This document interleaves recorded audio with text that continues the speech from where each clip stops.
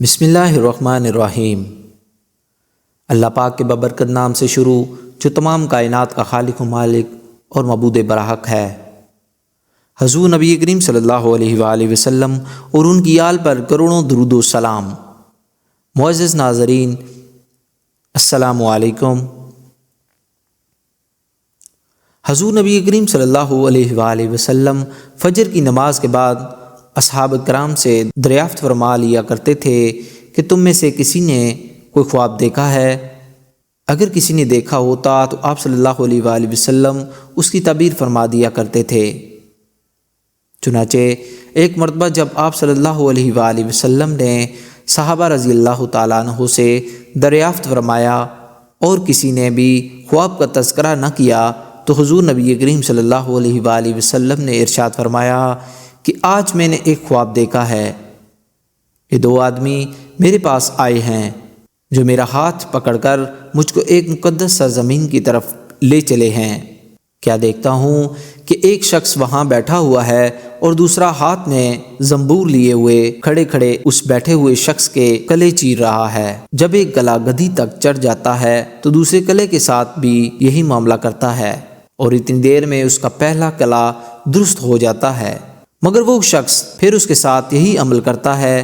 یہ دیکھ کر میں نے دریافت کیا آخر یہ کیا بات ہے؟ تو وہ دونوں کہنے لگے آگے چلیے۔ ہم آگے چلے تو ایک ایسے شخص پر سے گزر ہوا جو لیٹا ہوا ہے اور دوسرا شخص اپنے ہاتھ میں ایک بھاری پتھر لیے اس لیٹے ہوئے کے سر کو نہایت بے دردی سے کچل رہا ہے۔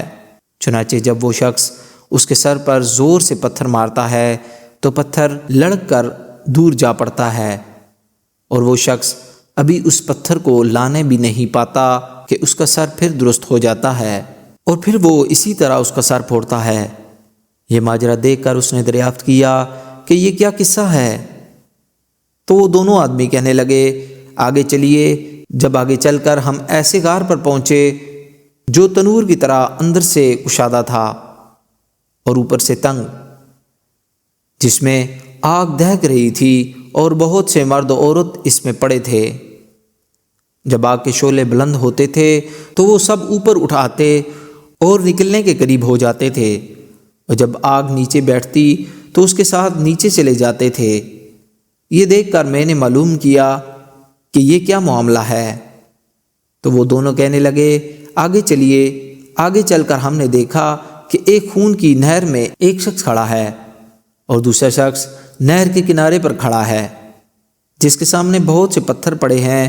جس وقت اندر والا شخص نہر کے کنارے کی طرف آتا اور نکلنا چاہتا ہے تو کنارے والا شخص زور سے اس کے منہ پر پتھر مارتا ہے کہ وہ پھر اسی جگہ پہنچ جاتا ہے۔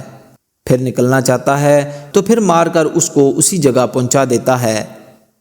اس حال کو بھی اس نے معلوم کرنا چاہا تو وہ دونوں کہنے لگے کہ آگے چلیے۔ آگے چل کر ہم ایک ایسے سرسبز و شاداب باغ میں پہنچے جس میں ایک بڑے درخت کے نیچے ایک بوڑھا آدمی اور بہت سے بچے بیٹھے ہیں۔ اسی درخت کے قریب ایک اور شخص بیٹھا ہوا ہے جس کے سامنے آگ جل رہی ہے جس کو وہ دھونک رہا ہے۔ پھر وہ دونوں مجھ کو اس درخت پر چڑھا لے گئے جس کے درمیان میں ایک خوبصورت مکان تھا۔ وہ دونوں مجھے اس مکان میں لے گئے۔ اتنا عمدہ مکان میں نے کبھی نہیں دیکھا تھا، جس میں بہت سے بوڑھے جوان اور بچے موجود تھے۔ پھر باہر لا کر اس سے بھی اوپر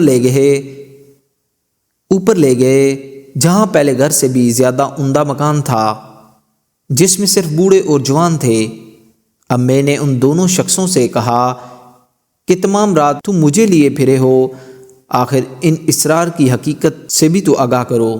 جب دونوں نے بتایا کہ جس شخص کے کلے چیرے جا رہے تھے وہ جھوٹا شخص ہے جس کی جھوٹی باتیں دنیا میں مشہور ہو جاتی تھیں، قیامت تک وہ اسی سزا میں مبتلا رہے گا، اور جس کا سر پھوڑا جا رہا تھا وہ ایسا شخص ہے جس کو اللہ تعالیٰ نے علم قرآن عطا فرمایا مگر رات کو غافل ہو کر سوتا رہا اور دن کو اس پر عمل نہ کرتا تھا۔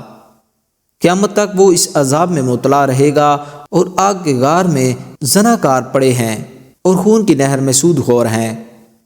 ہاں وہ بڑے میاں جو سرسبز درخت کے نیچے بیٹھے تھے وہ حضرت ابراہیم علیہ السلام ہیں، اور ان کے گرد لوگوں کی نابالغ اولاد، اور اسی درخت کے قریب جو آگ دھونکنے والا شخص آپ نے دیکھا وہ مالک دروغہ دوزخ ہے، اور درخت کے اوپر والا وہ پہلا گھر جس میں آپ داخل ہوئے تھے عام مسلمانوں کا گھر ہے، اور دوسرا شہیدوں کا ہے۔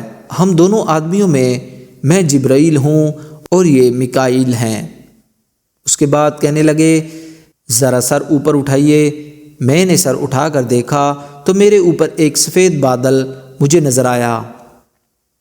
وہ کہنے لگے یہ آپ کا گھر ہے۔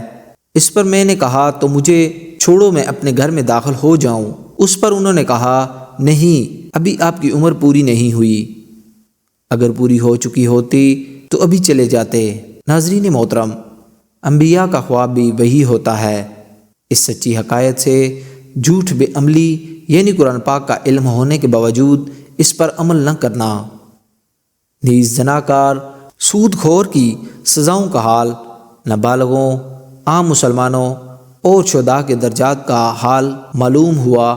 اللہ تعالیٰ سب مسلمانوں کو ہر قسم کی برائیوں سے محفوظ رکھے اور نیک عمل کی توفیق عطا فرمائے۔ آمین ثم آمین۔